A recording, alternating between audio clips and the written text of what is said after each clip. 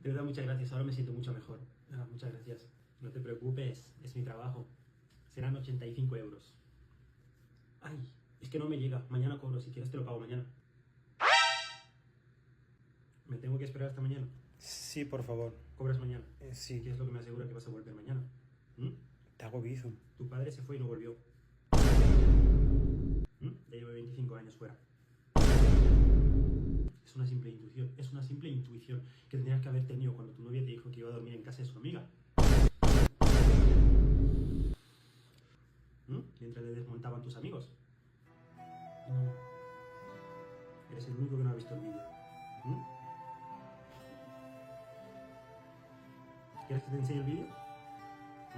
No, no hace, no. Sí, yo creo que te vendrá bien ver el vídeo.